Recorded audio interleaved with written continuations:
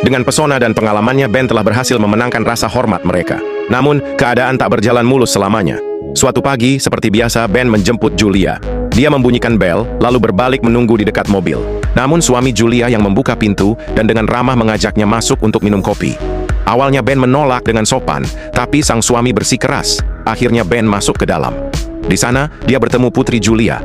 Itulah pertemuan pertama mereka, tapi gadis kecil itu langsung menyukainya. Ketika Julia melihat Ben di rumahnya, dia terkejut. Julia sangat menghargai privasinya, dan baginya, ini seperti batasan yang telah dilanggar.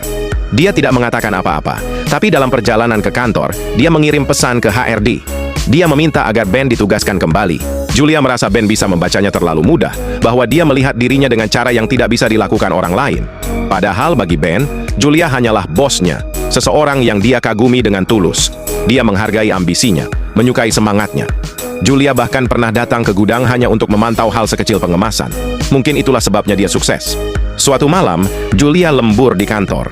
Ketika dia akhirnya mengangkat kepala, Ben masih duduk di mejanya. Julia sadar, Ben menunggunya. Akhirnya Julia mengambil makanan dan berbagi dengannya. Itulah pertama kalinya mereka benar-benar mengobrol. Ben bercerita bahwa dulu dia bekerja di pabrik percetakan. Tiba-tiba Julia teringat. Gedung ini dulunya memang pabrik percetakan. Saat itulah Julia menyadari, perusahaan ini sekarang berdiri di tempat yang sama, di mana Ben menghabiskan 40 tahun hidupnya. Ini bukan sekadar pekerjaan baginya, ini adalah rumah. Setelah sekian lama, dia kembali, kali ini sebagai karyawan magang. Malam itu, Julia merasakan sesuatu telah berubah. Cerita-cerita Ben lucu, penuh pertimbangan, dan berisi. Untuk pertama kalinya dia tertidur di mobil dengan tenang. Itu adalah tanda kepercayaan. Keesokan harinya Julia berangkat kerja dengan semangat. Namun, begitu masuk mobil, dia heran kenapa sopirnya ganti.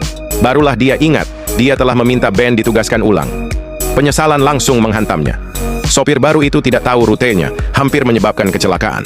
Akhirnya Julia harus menyetir sendiri. Sesampainya di kantor, hal pertama yang dia pikirkan adalah menemui Ben, meminta maaf, dan membawanya kembali. Tapi Ben tidak ada. Dia bertanya ke sana-sini, mencarinya di mana-mana, dan saat itulah dia menemukan sebuah rahasia yang akan mengubah hidupnya selamanya.